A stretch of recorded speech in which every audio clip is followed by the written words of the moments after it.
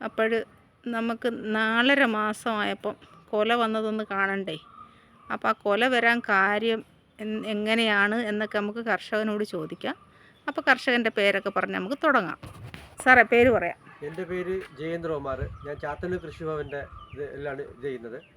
ഇവിടെ ഞാനൊരു 100 വാഴ നട്ടു. ഇത് KVK കൊട്ടാരക്കര KVK സർവീസ് സാറിൻ്റെ നേതൃത്വത്തിൽ തന്ന KVK എന്ന് പറഞ്ഞാൽ കൃഷി വിജ്ഞാൻ കേന്ദ്രം അല്ലേ? അതെ അതെ. അവിടെ സർവീസ് സാറിൻ്റെ നേതൃത്വത്തിൽ അപ്പോൾ വാഴ വിത്ത് ആര് തന്നു? വാഴ വിത്ത് ഞങ്ങൾ വാങ്ങിയത്. വാഴ വിത്ത് വാങ്ങി. അപ്പോൾ അവിടുന്ന് കൃഷി വിജ്ഞാൻ കേന്ദ്രത്തിന്റെ നിർദ്ദേശങ്ങൾ എന്ന് പറഞ്ഞാൽ എങ്ങനെയൊക്കെയാണ് നിർദ്ദേശം വന്നേ? നിർദ്ദേശങ്ങൾ എങ്ങനെ വാഴ നടണം, എത്ര അടി അകലത്തിൽ നടണം, നിങ്ങൾ നടുകയും മാസം തോറുമുള്ള വളത്തിന്റെ അളവും കാര്യങ്ങളും എല്ലാം പറഞ്ഞു തരികയും അവിടുന്ന് തന്നെ വളം തരികയും ചെയ്തു.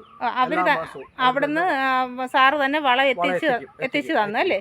എങ്ങനെ കറക്റ്റ് അതായത് മാസം തന്നെ അവർ വന്ന് വിളയിടാനുള്ള സമയത്ത് അവർ വന്ന് ചെയ്യുമായിരുന്നു. വളം വന്ന് തരും, ഞങ്ങൾ ഇടും, ഞങ്ങൾ അതിന്റെ എല്ലാം എടുത്ത് കാണിക്കുകയും എല്ലാം ചെയ്യാറ്. സാർ വന്ന് നോക്കുകയും ചെയ്യുമായിരുന്നു. അപ്പൊ അണ്ണന്റെ അഭിപ്രായത്തിൽ കറക്റ്റ് മാസം ആയപ്പോഴത്തേക്ക് എനിക്ക് 1-2 വാഴകൾ കൊലച്ചു. 4.5 മാസം ആയപ്പോഴേ കൊല തുടങ്ങി. കൊല നല്ല പടലൊക്കെ വന്ന് കൊലച്ചു. അത് കഴിഞ്ഞ ശേഷം 5 മാസം ആയപ്പോൾ ഒരുവിധപ്പെട്ട വാഴകളെല്ലാം കൊലച്ചു കഴിഞ്ഞു. 4.5 മാസം തൊട്ടേ കൊലയ്ക്കാൻ ഓളം തുടങ്ങി അല്ലേ? അപ്പം നമ്മൾ മനസ്സിലാക്കേണ്ടതെന്ന് പറഞ്ഞാൽ കറക്റ്റ് ഷെഡ്യൂൾ പ്രകാരമുള്ള വളങ്ങൾ ചെയ്ത് കഴിഞ്ഞാൽ നമുക്ക് 4.5 മാസം ആകുമ്പം കൊലയെടുക്കാം. ഇത് മഞ്ചേരി എന്ന് പറയുന്ന വാഴയാണ്. മഞ്ചേരി നിയന്ത്രണ, മഞ്ചേരി കുള്ളനല്ല മഞ്ചേരി നിയന്ത്രണ. അപ്പൊ അത് ചെയ്തിട്ട് കൃത്യമായ അളവിൽ ഫസ്റ്റ് അങ്ങനെ നമ്മൾ ചെയ്ത വാഴ തടവെടുത്ത് കുമ്മായ ഇട്ട് 10 ദിവസം കടന്നതിന് ശേഷം കുമ്മായ എത്ര കൊടുത്തു? ഒരു മൂടിന് 500 ഗ്രാം തന്നെ. 1/2 കിലോ. അതും KVK തന്നെയാണ് കുമ്മായ തന്നത്. 1/2 കിലോ കുമ്മായ ഒരു ചോടിന് കൊടുത്തു. KVK പറഞ്ഞ പ്രകാരം തന്നെ നമ്മൾ ചെയ്തത്. ഇട്ടു, അത് ഇളക്കി നല്ല പൊടിയാക്കി. എത്ര ദിവസം കുഴിയില്? 10 ദിവസം ഇട്ടിരുന്നു. 10 ദിവസം കുഴിയിൽ 1/2 കിലോ കുമ്മായ ഇട്ടിരുന്നു. വെള്ളം നനച്ച് കുമ്മായത്തിന്റെ ചൂട് പോക്കി.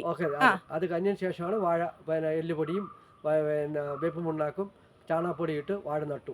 എല്ലുപൊടിയും വേപ്പും പിണ്ണാക്കും ചാണകപ്പൊടി ഒരു മൂടിന് എത്ര ഒരു കുഴിക്ക് എത്ര വെച്ചിട്ട് കാണും? അത് ഏകദേശം ഒരു 200-250 ഒക്കെ ഇട്ട് നട്ടിട്ടുണ്ടാവും. അതേപോലെ നോക്കില്ല, കയ്യിൽ കിട്ടുന്ന അനുസരിച്ച്. പിന്നീട് അടുത്ത വളപ്രയോഗം എത്ര? അടുത്ത വളപ്രയോഗം 4 ഇല വന്നതിന് ശേഷം 100 ഗ്രാം പൊട്ടാഷ്, 100 ഗ്രാം യൂറിയ, ഒരു 300 ഗ്രാം മസീരി ഫോസ്ഫേറ്റ്. അങ്ങനെ ഫസ്റ്റ് തവണ ചെയ്തു. സെക്കൻഡ് ടൈമിലും അതേ കണക്കല്ല.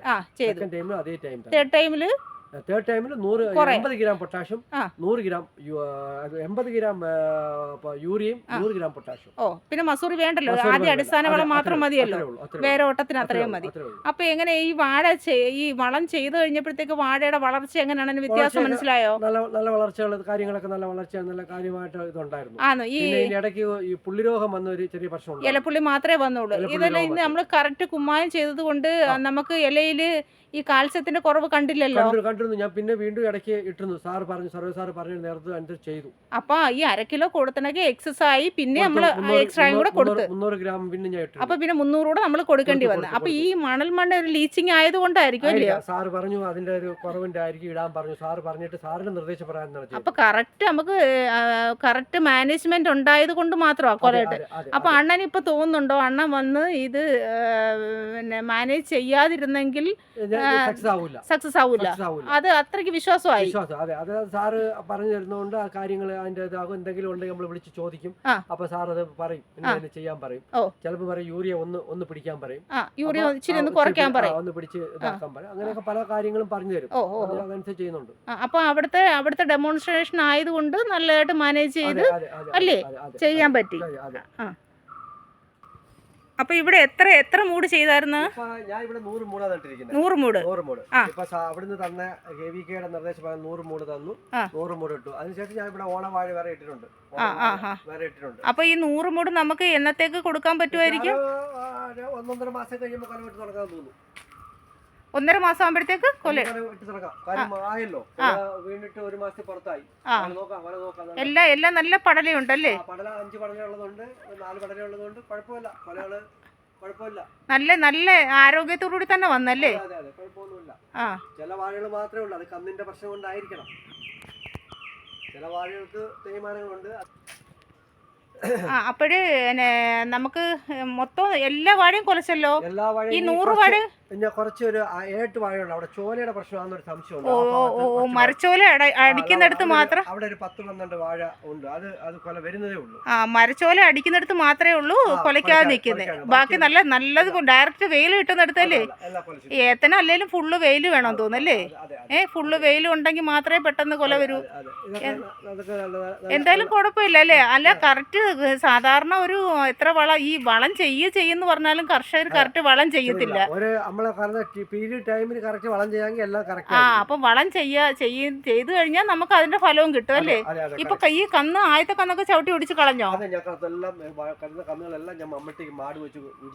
മാട് വെച്ച് ചവിട്ടി കളയും. അപ്പൊ ഇപ്പൊ രണ്ടാമത്തെ കന്നാണ് ഈ വന്നേക്കുന്നത്. അപ്പൊ ഇനി ഈ കന്ന് നമുക്ക് അടുത്ത് നടാൻ. അപ്പൊ ഈ വാഴയ്ക്കെല്ലാം സപ്പോർട്ടെല്ലാം കൊടുത്തു നിർത്തിയേക്കും അല്ലേ, മറിയാതിരിക്കാൻ വേണ്ടി. അപ്പൊ കൃഷിഭവന്റെ സപ്പോർട്ടും എല്ലാം ഇല്ലേ? ഫീൽഡ് വർക്കേഴ്സ് വരും, സന്ധ്യ ലേഖ ഇവരൊക്കെ വരും, കാര്യങ്ങൾ നോക്കും, പറഞ്ഞു തരും.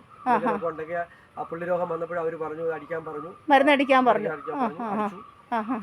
അപ്പൊ എല്ലാ സപ്പോർട്ടും ഉണ്ട്.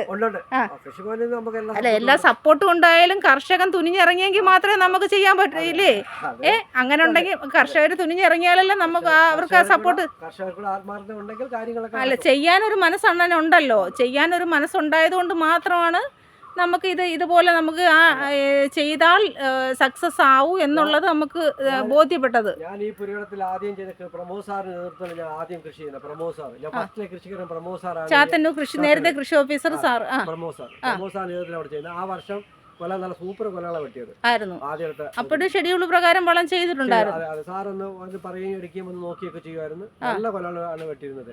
ഇന്ന് കൃഷിഭവന്റെ 1ാം ഗ്രൂപ്പിൽ എന്റെ ഫോട്ടോയാണ് ആ കൊല വെട്ടിയ കൊലയോട് കൂടിയുള്ള ഫോട്ടോ ഇട്ടേക്കുന്നത്. ഇപ്പോഴും ഉണ്ട് അവിടെ സൂക്ഷിച്ചുണ്ട്. ഇപ്പോഴും ആ ഫോട്ടോ കിടക്കുന്നത്. അണ്ണൻ ഇവിടെ ഏത്ത മാത്രമേ ചെയ്യത്തുള്ളൂ. ഇവിടെ ഏത്തനേ ഉള്ളൂ. കുറച്ച് റോബസ്റ്റ ഉണ്ട്.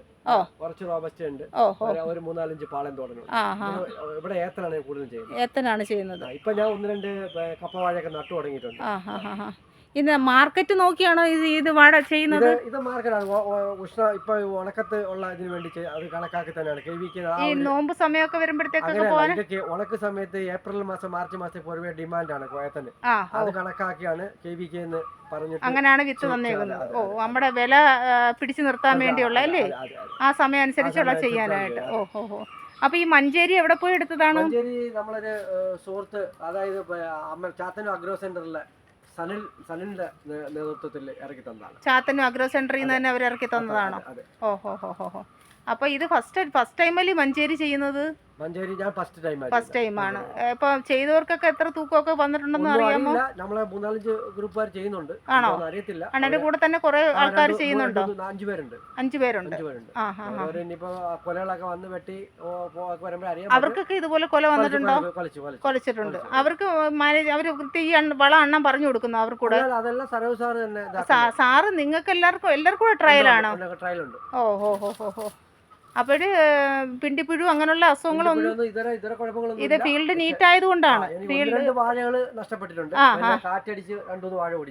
കൃത്യമായിട്ട് ഫീൽഡ് സാനിറ്റേഷൻ ഒക്കെ ഉറപ്പ് വരുത്തി. കാരണം തടവക്കല്ലിന്റെ വൃത്തിയാക്കിയിട്ട് അടിച്ച കാറ്റ് എന്ന് പറഞ്ഞാൽ ഒരു 1.5 കാറ്റായിരുന്നു. അത് ഇപ്പൊ ഇതെങ്ങനെ ചെയ്തോണ്ട് എനിക്ക് 2 വാഴയെ ഒടിഞ്ഞു.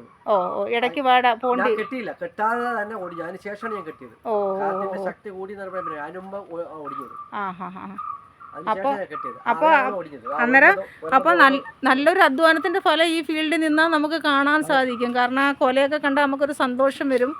കാരണം അത്രയും പടലയുണ്ടല്ലോ. ഇനിയിപ്പോൾ പടല വിളയുമ്പോഴത്തേക്കൊക്കെ നല്ല മാർക്കറ്റിൽ നല്ല ഡിമാൻഡ് വരുന്ന സമയമാണ് ഈ ഉണക്ക് പിടിച്ചിരുന്നത്. അടുത്ത വാഴ ഓണവാഴ ചെയ്തിട്ടുണ്ടല്ലേ?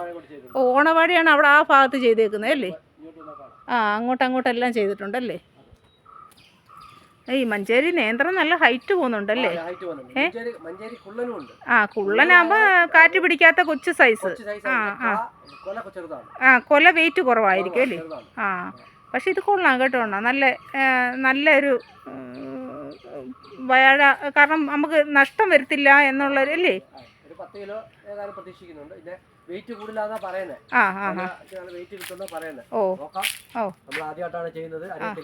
അപ്പോൾ ഇത്രയും കൃഷി ചെയ്യാൻ മനസ്സ് കാണിച്ച കർഷകൻ എന്ന നിലയിൽ അണ്ണനോട് നന്ദി പറയുന്നു.